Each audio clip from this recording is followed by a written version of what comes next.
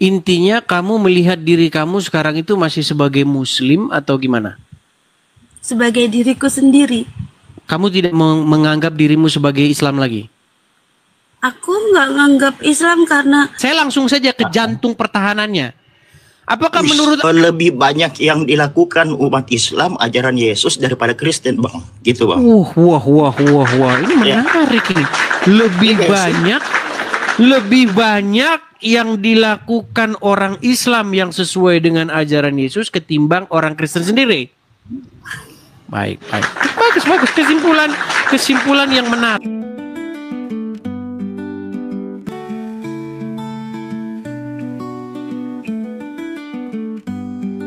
Terima kasih Bang Edis. Ya. Ini saya sebenarnya mau menyampaikan ya, gak apa-apa ya, ada waktu sebentar ya. Silakan. Saya itu melihat orang memahami Islam itu keliru gitu Bang Edis. Contohnya arti Islam tersebut di Al-Quran itu orang menganggap kata Islam itu agama. Jadi seakan-akan kalau saya sebut Tuhan kita itu Allah ya, menciptakan agama, padahal bukan itu. Islam itu kan berserah diri. Jadi Tuhan yang disebut Allah Islam itu nggak menciptakan agama. Gitu Bang Edis. Berarti Jadi Islam bukan agama. Sebentar, Islam berarti bukan agama ya? Islam itu artinya berserah diri. Berarti Islam bukan agama ya? Islam berserah, nanti dulu ya. Islam itu artinya berserah. Gimana ya? Sebentar Bang, sebentar. Apakah Islam itu agama? Islam itu dijadikan nama satu agama akhirnya. Arti sebenarnya aslinya Islam itu agama nggak? Aslinya berserah diri artinya. Agama bukan? Maka sekarang jadi nama agama Islam. Saya nggak bilang sekarang Bang. Aslinya Islam itu agama bukan? Iya, sekarang jadi agama. Sebelum turun Al-Quran kan nggak ada nama agama Islam, Bang. Sebelum Al-Quran turun, jadi itu nggak ada bingung agama dengan Islam. Abang nih tadi katanya bukan agama, sekarang agama. Iya, dengerin dulu. Jadi orang menciptakan agama itu kan bukan sekarang-sekarang sama pengikut-pengikutnya. Bang, jangan bilang orang, Bang. Jangan bilang orang, jangan bilang sekarang. Menurut Al-Quran, Islam itu agama bukan? Bukan. Bukan. Berarti? Islam itu berserah diri artinya. Oh, Islam bukan agama. Berarti kemungkinan besar ormas ya. Oke. Baik. Islam itu berserah diri, Bang. Artinya itu. Iya, Islam bukan agama. Berarti ormas kan? Islam yang dikatakan di Al-Quran itu bukan agama. Bukan tapi agama. Islam berserah diri. Oke. Arti itu berserah diri. Baik. Lalu jadi saya sampaikan sebentar ya Bang ya.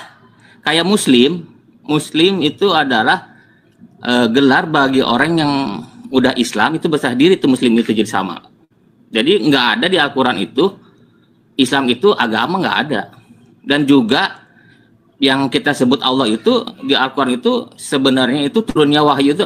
Saya mau nanya ke Abang nih yang 13 tahun katanya udah belajar agama Islam. Sama nggak saya? Bagaimana wahyu itu turun kepada Nabi Muhammad? Gimana caranya menurut Abang? Wahyu tidak pernah turun kepada Muhammad. Wahyu, yaitu menurut Al-Quran kepada Nabi Muhammad itu, iya, seperti apa turunnya itu ke? Baik. Bisa Nabi Muhammad itu menurut Muhammad sendiri ya, seperti Al-Quran. apa wahyu turun kepada Muhammad ya? Baik, saya akan tunjukkan ya, sabar ya. Saya balikan dulu kamera saya. Saya tidak mau kata Edis TV ya, atau kata omongan saya sendiri, tetapi saya mau kata Muhammad. Ya, seperti kata Muhammad sendiri. Baik. Seperti apa wahyu turun? Baik. Lihat ya. Ini hadisnya. Oke. Terkadang datang kepadaku seperti suara gemericing lonceng. Dan cara inilah yang paling berat bagiku. Lalu terhenti dan aku sudah memahami apa yang disampaikan. Dan terkadang datang malaikat menyerupai seorang laki-laki. Lalu berbicara kepadaku, maka aku pun mengerti apa yang diucapkannya. Ini hadisnya ya. Dari Aisyah, Ummul Mukminin, bla bla bla dan seterusnya. Wahai Rasulullah, bagaimana caranya wahyu turun kepadamu? Maka Rasulullah menjawab, terkadang datang kepadaku seperti suara gemerincing lonceng. Dan cara ini yang paling berat bagiku. Lalu aku terhenti dan aku sudah memahami apa yang dia sampaikan. Dan terkadang datang menyerupai malaikat seperti yang saya baca tadi di atas. Dan sungguh aku pernah melihat turunnya wahyu kepada beliau, kata Aisyah ya, kata Aisyah, pada suatu hari yang sangat dingin, lalu terhenti. Dan aku lihat dahi beliau mengucurkan keringat. Jadi menurut Aisyah, ketika wahyu turun kepada Muhammad, Muhammad itu keringetan. Dan kata Muhammad seperti suara lonceng. Nah, ternyata omongan Muhammad ini membuktikan dari mana Muhammad ini dapat wahyu. Muhammad pasti dapat wahyu dari setan. Nah, apa buktinya? Apa buktinya? Nih, saya tunjukkan. Saya buktikan ya. Baik. Lihat ya. Abu Hurairah radhiyallahu anhu meriwayatkan bahwa Nabi SAW bersabda, lonceng adalah seruling setan.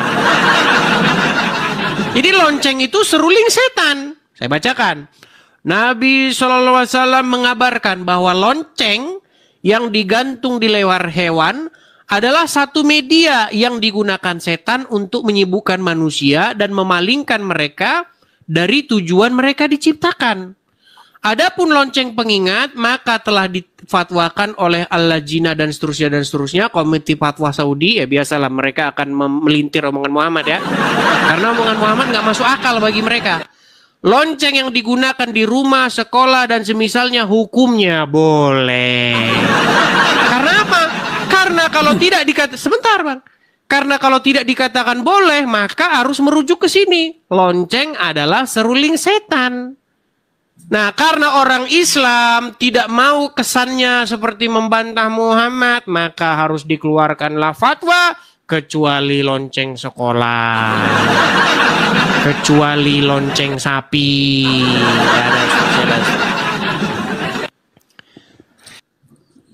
Jadi sudah terbukti bahwasanya wahyu datang seperti suara lonceng. Dan Muhammad yang sama berkata, suara lonceng itu adalah seruling setan. Kesimpulannya Muhammad dapat wahyu dari setan. Gini Bang, jadi itu tuh kan bahasa wahyu itu bukan bahasa Arab. Disebutnya bahasa Rob, bahasa ilahi. Jadi wahyu itu adalah getaran ilahi. Berbentuk frekuensi energi. Jadi keterima Nabi Muhammad itu dalam frekuensi yang bisa sama dengan frekuensi wahyu itu. Cara turunnya. Baru diterjemahkan, orang sering bilang malaikat. Malaikat itu sebenarnya ada dalam diri kan. Dalam diri kita semua itu ada malaikat itu. Sebentar nah, Bang Dede. Ya? Menurut Muhammad, kata Aisyah, wahyu turun terdengar seperti apa? Benar Bang. Sebentar Bang Dede, gini Bang Dede, gini. Saya paham begini Bang Dede. Dalam sebuah diskusi ada argumen-argumen yang berdasarkan hawa nafsu. Ada argumen-argumen yang berdasarkan asumsi. Ada argumen-argumen yang berdasarkan hayalan. Tapi dalam diskusi dengan Edis TV, argumen tidak boleh berdasarkan ini. Argumen harus berdasarkan pernyataan daripada si yang kita bahas ini. Ya, nah, Muhammad sendiri mengatakan wahyu datang terdengar seperti suara lonceng, betul? Ya itu termasuk bahasa. Aduh. Bang, tenang Bang. Menurut perkataan Muhammad sendiri wahyu datang terdengar seperti suara apa? Ini panjang. Saya mau ini aja yang Abang dulu pernah ngebahas soal Ka'bah. Saya mau ngebahas itu aja sebentar ya. Kok lompat lagi sih Bang? Gimana sih? Nah, soal ini saya kan boleh dilanjut. Saya kan jelasinnya Bang Dede, tenang ya. Bang Dede. Coba Bang Dede jujur. Bang Dede Muslim kan? Iya, Muslim. Arti Islam berserah diri kan? Ya. Berarti berserahkan semuanya kepada apa yang dikatakan tertulis, betul? Berserah diri itu artinya kita menerima semua apa. Iya, menerima. Berarti Anda terima apa yang dikatakan oleh Muhammad, betul? Dengerin dulu. Berat ini teman-teman. Islam itu menerima semua apa adanya. Jadi tidak ada Iya, baik. kalau Anda menerima ada apa kebenaran, adanya, maka Iya. apa yang dikatakan Muhammad harus Anda terima, betul? Iya, kalau Oke, Nabi Muhammad kan berkata wahyu turun seperti apa? Suara lonceng, betul? itu tuh bahasa simbol, Bang. Jadi gimana menjelaskan? Enggak ada di situ dibilang simbol, Bang. Enggak ada. Wahyu Al-Quran juga turun, banyak simbol, Bang. wahyu turun. Banyak simbol. Oke, Di Al-Quran ketika banyak wahyu simbol, turun, simbol, apa yang Bang. didengar Banyak Muhammad? Banyak siloka. Iya, bahasa siloka di Al-Quran juga. Iya, ketika Muhammad mendapat wahyu, wahyu itu datang berupa apa? Itu perasaannya katanya kan seperti lonceng. Berat. Lonceng. Oke, lonceng. Tetapi Muhammad yang sama berkata tentang lonceng. Lonceng itu apa? Gak tahu tuh apa lonceng di sana. Seruling setan. Gimana sih? Itu kata Muhammad sendiri. Makanya Muhammad membuktikan dia menerima wahyu dari setan. Gimana sih? Sekarang logikanya gini. Kalau itu hadis salah, ya logikanya saya nggak tahu hadis itu. Kalau hadis salah, nggak mungkin orang yang meriwayatkan hadis, menafsirkan hadis itu masih beragama Islam, Bang. Berarti yang abang bilang itu hanya abang ini cuma tahu tidak dari baca masalah, aja. Bang. Dia mau beragama Islam mau nggak? Oke, sekarang saya tanya, Anda tahu nggak Abu Hurairah itu siapa? Tahu Abu Hurairah siapa? Ya, sahabat Nabi lah. Oke, berapa lama dia bersama dengan Muhammad? Abu Hurairah itu semenjak kecil kalau saya itu. Waduh, pantesan masih Islam. Abu Hurairah, dengar. Abu Hurairah adalah orang yang mengenal Muhammad yang paling singkat. Dia hanya bersama dengan Muhammad tidak lebih dari 3 tahun. Tetapi hadis yang diriwayatkan Abu Hurairah adalah hadis yang paling banyak. Makanya saya bilang, Bang, orang-orang Islam sendiri, di dalam kalangan internal Islam sendiri, itu meragukan seorang Abu Hurairah. Bahkan orang-orang Islam ada yang percaya Abu Hurairah mendekati Muhammad hanya pengen makan. Iya. Ya sekarang gini, Bang, ini logika aja nih Kak Bang nih. Seandainya riwayat itu salah, gak mungkin para pakar-pakar Islam yang dulu itu masuk Islam keluar Islam gitu. Pasti dia keluar, tetap buktinya dia nggak. Kalau argumen Anda seperti itu, sebentar Bang. Kalau argumen Anda seperti yang keliru, maaf. Ya, itu namanya logical fallacy. Ya. Enggak, saya kasih contoh ya. Saya kasih contoh bentar ya. Saya dulu mau pertanyakan sama, di Al-Quran itu ada yang mengatakan bahwa kebanyakan yang masuk neraka itu adalah wanita. Pusing saya waktu itu, Bang, ada jawabannya. Setelah saya ketemu guru bertanya, di Al-Quran kalau bercerita pria itu adalah ruhani, wanita itu adalah jasmani.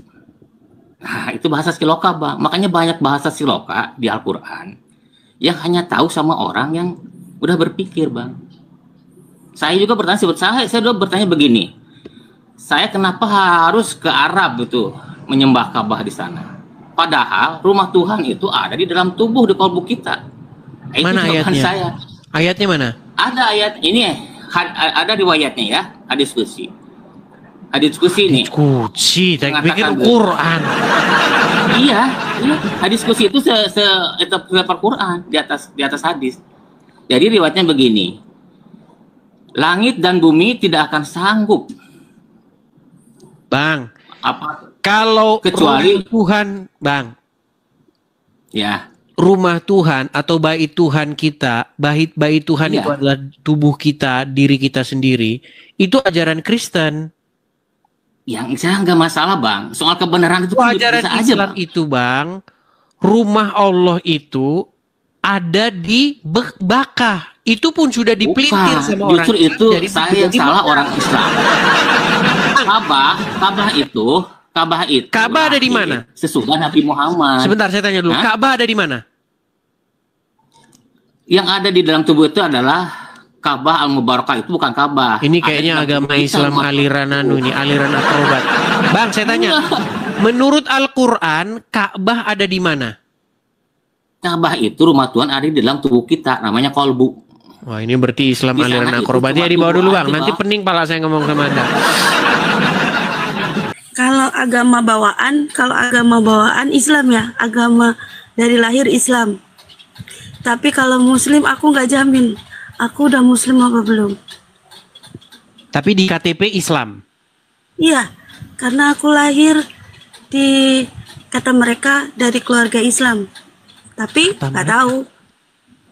Maksudnya kata mereka gimana itu? Kata orang tuaku dan sekitarku. Oh, berarti selama ini Anda sholat atau Anda ngaji? Waktu kecil sholat, ngaji. Coba, kami mau dengar buktinya bahwa Anda ngaji, sholat, silakan. Coba bacakan atau bunyikan ayat-ayat Al-Quran, kami mau dengar. Kami tidak mau asal-asal klaim-klaim saja. Ya, Bismillahirrahmanirrahim. Alhamdulillahirabbil alamin arrahmanirrahim maliki yaumiddin iyyaka na'budu wa iyyaka nasta'in ihdinas siratal mustaqim siratal ladzina an'amta 'alaihim khairil maghdubi 'alaihim waladdallin. Sah ini muslim. Tapi coba ada nggak bacaan lain coba? Itu kan Al-Fatihah kan lumrah itu. Coba bacaan yang lain coba. Niat sholat, bacaan sholat gitu. Ya usolli fardhu maghribi arba'a raka'atain mustabil kiblati ada alillahi ta'ala. Sah ini udah muslim. Udah sah, udah percaya kami sekarang. Oke. Tika ini mau cerita apa ini Tika? Silakan. Tika tuh nggak mau cerita apa-apa, tapi Tika tuh pernah naik di roomnya Kak siapa gitu. Terus dia bilang dia nyanyi rohani kan? Dia nyanyi rohani. Emang lagunya nyentuh. Nah terus kata kakak itu bilang, Tika kamu bisa gabung di Edis. Nah di situ aku penasaran Edis TV itu siapa dan gimana gitu. Terus aku cari infonya, aku lihat sebagian videonya kadang-kadang ya itu tadi bertentangan sama tema, ya kan, bertentangan sama tema. Terus ada yang nggak terima. Aku tuh juga bingung. Aku Islam bawaan ya, Islam dari lahir, kata orang tuh Islam dari lahir. Terus aku pernah masuk gereja 2 tahun, tapi untuk kerja gereja di Singapura untuk kerja. Di situ setiap malam minggu pun aku ikut mereka masuk ke dalam, dengar khotbah mereka. Sedikit banyaknya aku dengar khotbah mereka. Terus aku ngelihat sesuatu mukjizat ya dalam gereja itu. Terus aku juga lihat gitu kan, aku juga menyaksikan warga-warga Islam ya, kaum Islam juga ada yang seperti itu, ada yang punya kelebihan kayak gitu, bisa memberikan apa sih, aku nggak bisa ngomongnya sih Bang Enis. Nah itu aja curhatnya. Tapi intinya sekarang gini. Intinya kamu melihat diri kamu sekarang itu masih sebagai muslim atau gimana? Sebagai diriku sendiri. Kamu tidak menganggap dirimu sebagai Islam lagi? Aku nggak nganggap Islam karena aku belum yakin Islam. Kalau Islam itu kan ada Islam yang konteks Islam yang aku tahu itu berserah diri ya. Berserah diri. Tapi kadang-kadang aku nggak pernah menerima kenyataan hidup. Aku harus bertarung sama diriku sendiri untuk menghadapi segala sesuatunya itu. Oh ini gimana gitu. Jadi kalau yang namanya Islam yang menurut aku itu kan berserah memang berserah gitu. Jadi aku Muslim apa belum tuh aku kurang yakin. Tapi maksud saya begini. Apakah kamu mempercayai Muhammad? Aku percaya Muhammad karena mereka orang terdahulu yang membawa sebagai tuntunan gitu. Tuntunan. Baik, kita ini dia perlu mendengar tentang Muhammad. Baik. Baik, Muhammad itu adalah seorang orang terdahulu sebagai tuntunan atau guru, suri tauladan yang pantas ditiru ya. Ya. Baik. Nah, inilah gunanya kamu harus mendengar channel Edis TV. Kenapa? Oke. Karena di channel Edis TV inilah orang-orang itu bertobat dari mengatakan hal yang barusan kamu ucapkan tadi. Iya. Baik. Ketika kamu katakan bahwa Muhammad itu adalah seorang guru yang pantas ditiru, yang pantas diikuti, suri tauladan, panutan, maka kamu harus mengatakan bahwa apa yang dilakukan dia itu adalah baik, betul? Ya kan konteks dari murid itu harus bisa membedakan mana yang baik, mana yang buruk.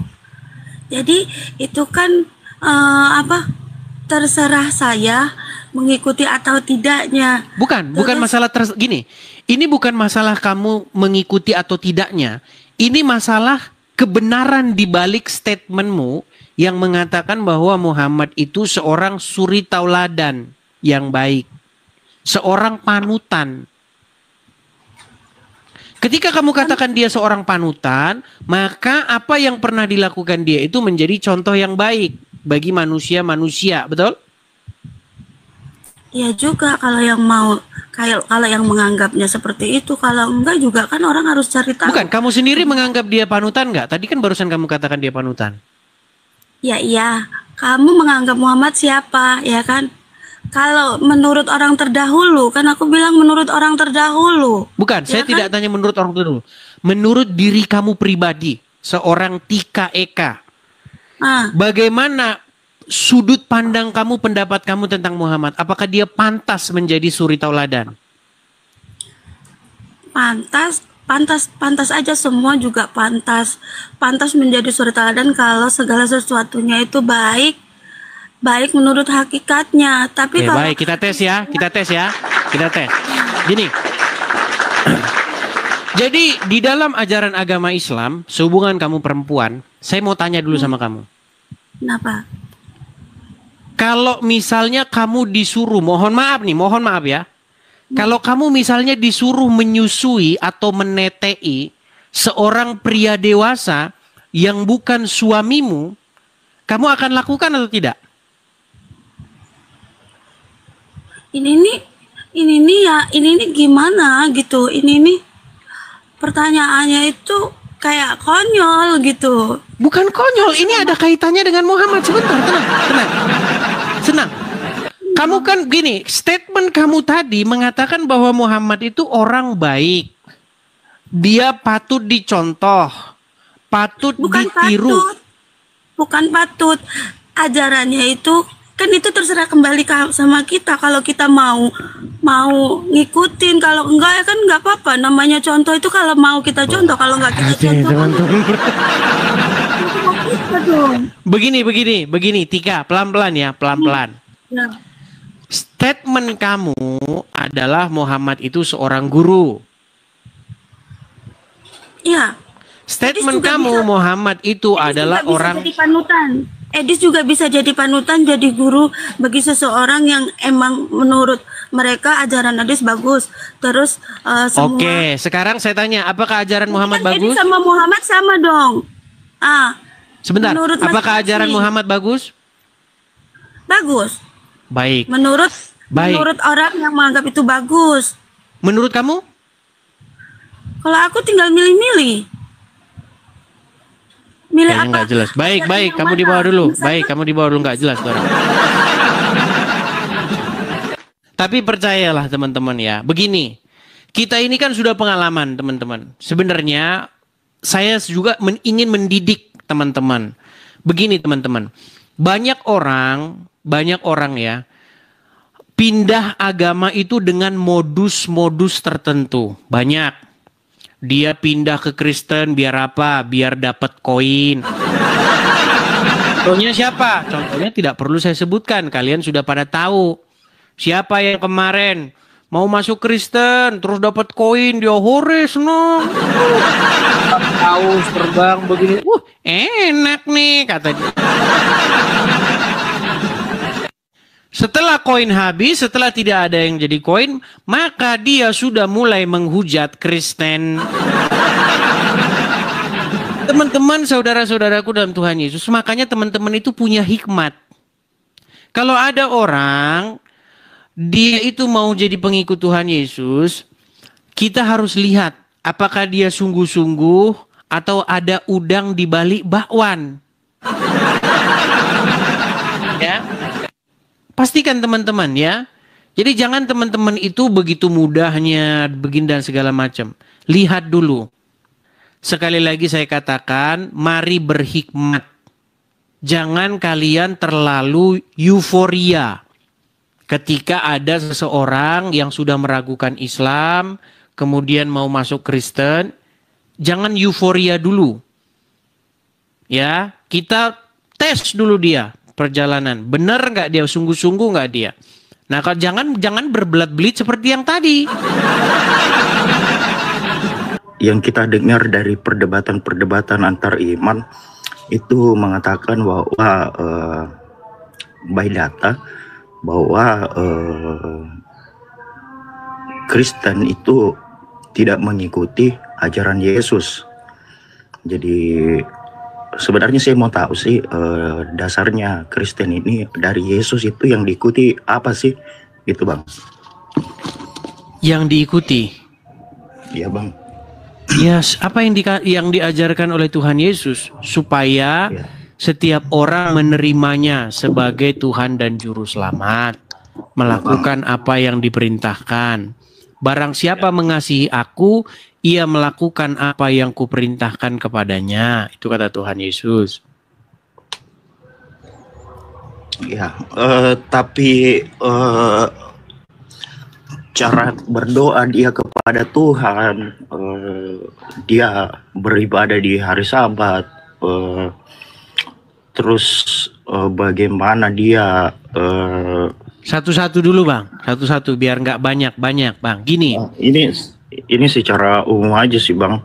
Maksudnya dari segi pola hidup atau cara beribadah Yesus, itu kita banyak yang kita tidak lihat dari ajaran Kristen yang ada sekarang Bang. Oke. Baik.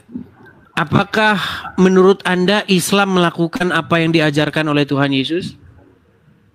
Oh enggak, saya bicara Kristen Bang, bukan Islam. Iya, saya ngerti Bang maksud Anda. Anda kan ingin membawa satu premis bahwa Kristen salah karena tidak mengikuti apa yang diajarkan oleh Yesus. Saya tidak mengatakan Kristen salah. Saya mengatakan yang kita lihat dari tata cara ibadah. Baik, jangan diulang lagi Bang. Saya udah nangkap. Gini, Anda ingin membawa satu premis bahwa Kristen tidak melakukan apa yang diajarkan Yesus, betul?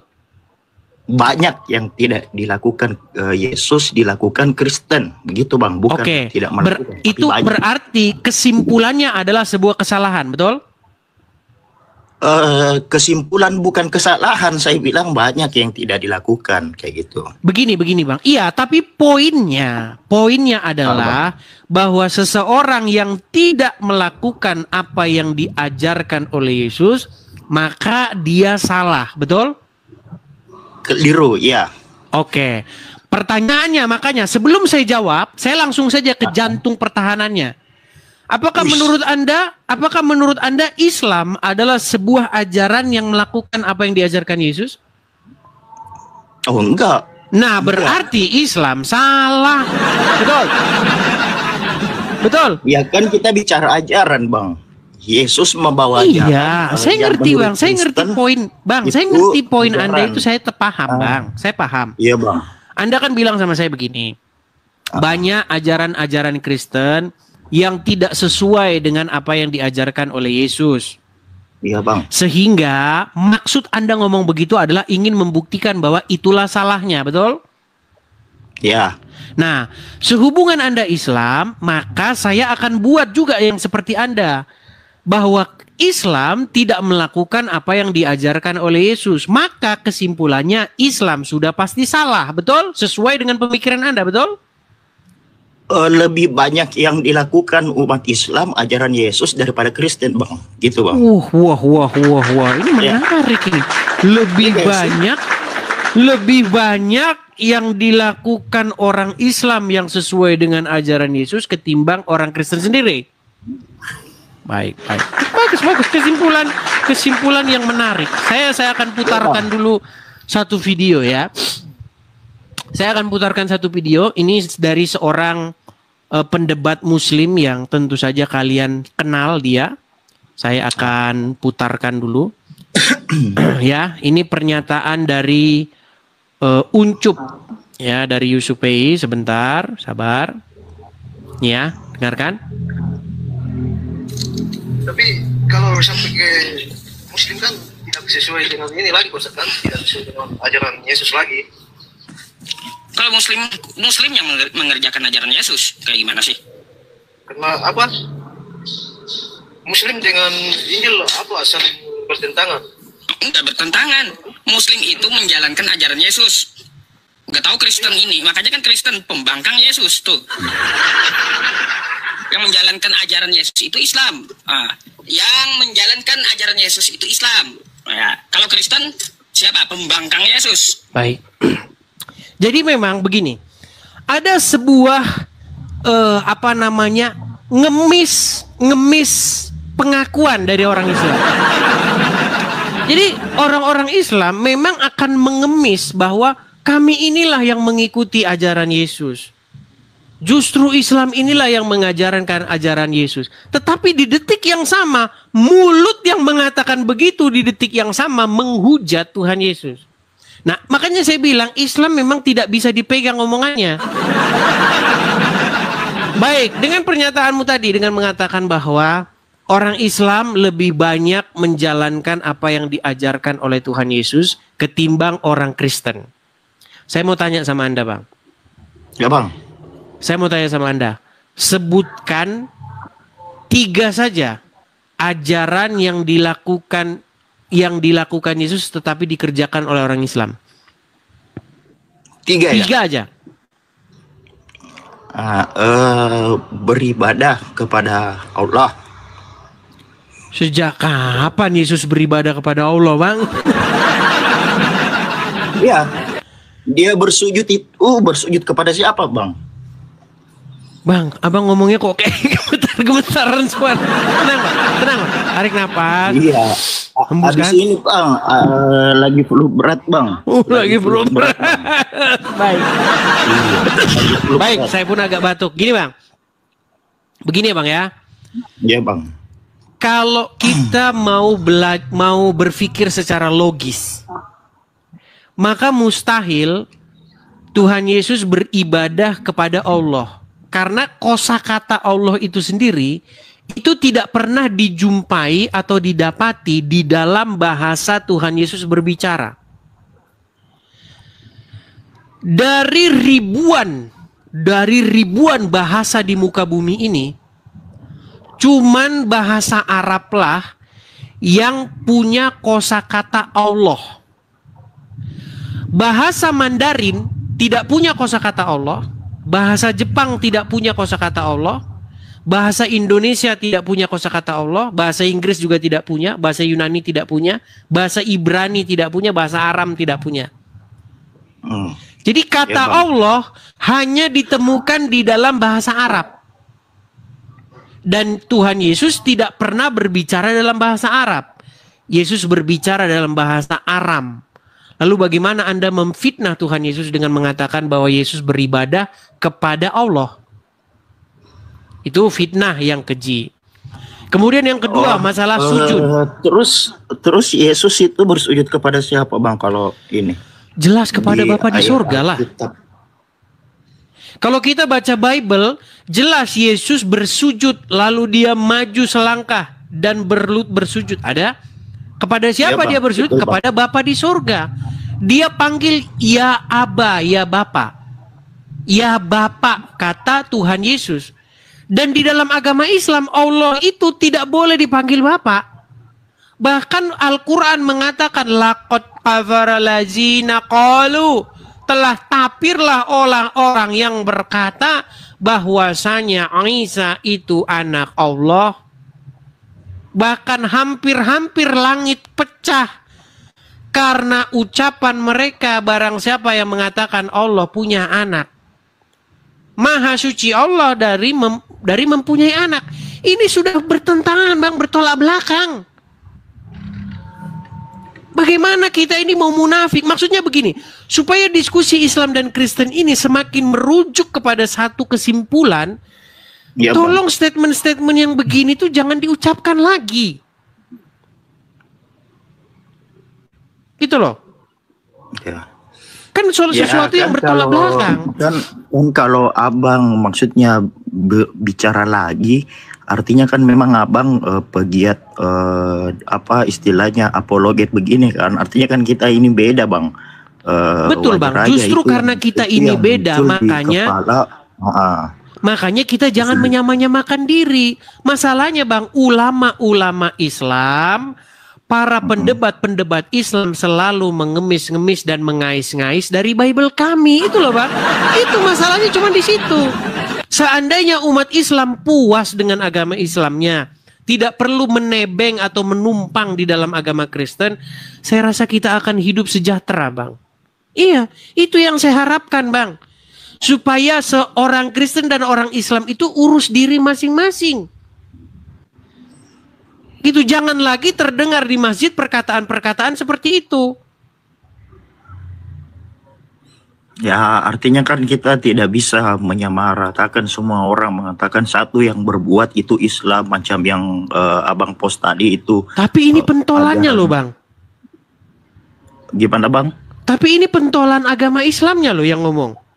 Iya, tapi kan kita tidak bisa berpikir secara langsung begitu, Bang. Maksudnya kan tidak serta-merta ajaran Islam begitu, semua begitu, tidak begitu, Bang. Maksudnya kalau dikatakan tidak begitu, lalu bagaimana Al-Quran? Oke, kita dengarkan ini ya. Nih. Iya, Bang. 18 ayat 18. Pasal 18 ayat 18. Apa kata Musa? Apa kata Tuhan kepada Musa? Seorang nabi akan kubangkitkan bagi mereka dari antara saudara mereka. Seorang nabi akan kubangkitkan dari mereka, dari saudara mereka, seperti engkau, hai Musa. Jadi Abdul Somad berkata, waktu dia di masjid yang dibuka ini, Ulangan 18 ayat 18. Pasal 18 ayat 18. Ulangan 18 ayat 18. Jadi buku Abdul Somad yang dibuka sekarang Bible. Ketika Abdul Somad membuka Bible, itu membuka pintu reaksi bagi saya seorang Kristen untuk menanggapinya. Begitu loh. Nah, ketika saya tanggapi, saya memohon dengan sangat orang Islam jangan berekspresi berlebihan. Kenapa tidak mematahkan argumen-argumen saya saja? Begitu loh. Betul, Bang. Ya. Itu yang saya pengen. Tapi kalau kalian dapati ucapan saya itu memfitnah, ucapan saya menghujat, silakan bikin laporan ke Bareskrim. Kan enak kita. Saya siap, Bang. Saya siap mempertanggungjawabkan perkataan saya. Semua yang saya katakan tentang Islam itu telah 13 tahun saya pelajari. Terlebih dahulu saya pelajari, nggak mungkin asal saya ucapkan. Ya, Bang, betul. Ya, itu saja mungkin, Bang. Cuma ada pesan terakhir sedikit ini mungkin, Bang. Silakan, Bang. Buat teman-teman atau yang pegiat apologet dari Kristen, stoplah mengatakan atau cara mengucapkan itu kayak apa Muhammad, kayak Mamat begitu kan. Itu kan sebenarnya itu pelecehan kecil dari pelecehan verbal. Allah kayak begitu kan, itu dari Muslim saya lihat juga dari pendebat-pendebat Islam atau apologet Islam itu nggak pernah ada mengatakan pelecehan nama Tuhan kayak begitu. Ada juga, Bang. Ya, ini cuma pesan saya, Bang. Maksudnya nggak usah diperlebar. Baik, kan? saya terima. Ya, semoga diskusi-diskusi ini bisa menjadi ilmu buat kita. Baik, mantap. Untuk sebagai positif ya, jangan diambil negatifnya. Mantap. Semoga sehat selalu Bang Edis ya. Baik, Maaf, semoga ini juga suaranya sehat selalu, agak Bang. Ini agak flu 3 hari ini. Oke. Ya Bang. Oke, begitu Bang ya. Bang. Terima kasih Bang. Ya. Terima kasih Bang. Terima kasih, Bang. Bagus ya Ya. Bang. Ya, bagus. Oke, saya turunkan ya Bang ya. Jadi teman-teman, memang ada begitu ya. Kadang-kadang pun saya terucap begitu mamat begitu, tapi jarang sekali. Karena apa? Karena memang di dalam pendebat-pendebat muslim juga banyak yang seperti itu. Contoh dia bilang encus. Ada. Padahal di dalam Al-Quran apa coba yang dikatakan dalam Al-Quran? Janganlah kamu memaki. Nih saya tunjukkan. Saya kalau ngomong selalu pakai data ya. Di dalam ayat Al-Quran tertulis apa? Dan janganlah kamu memaki-maki sesembahan mereka.